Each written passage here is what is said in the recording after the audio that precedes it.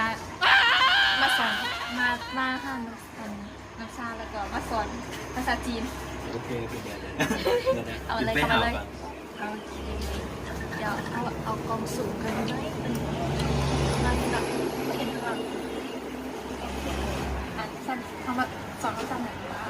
สอนคำศัพท์เกี่ยวกับซานมเนาะโอเคซานมภาษาจีนแล้วล่ะนายช้าโอเคยังมีคำศัพท์อื่นอีกป่ะเขาจะจูนายชาก็จะมากินเป็นตัวนี้เนาะว้าวหมดแล้ว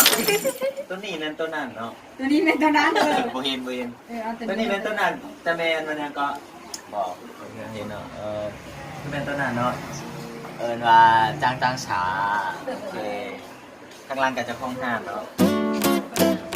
อีกจะได้มันก็มีลายคำศัพท์อยู่เนาะซานมไข่มุกนายชาจะเจนจูเป็นไงเจนจูนายชาโอ้เทวดา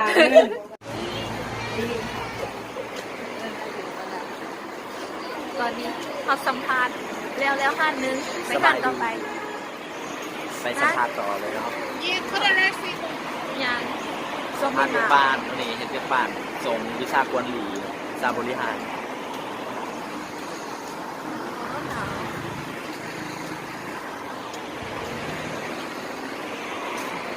หนาว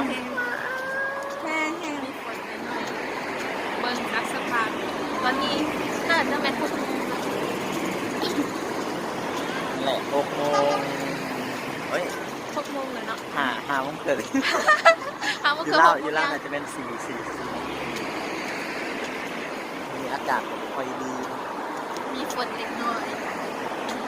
เดี๋ยวบอมแมนอุปสรรคเราจะพูดเนาะ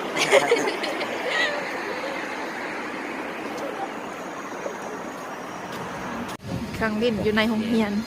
นะคะอยู่น่าจะทำเซ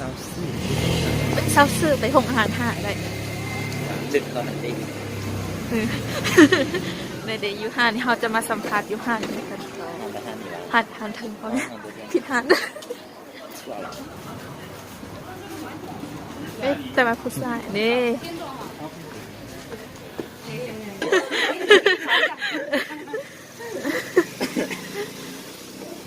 หอมเตะดังคุณไว้สิก่อน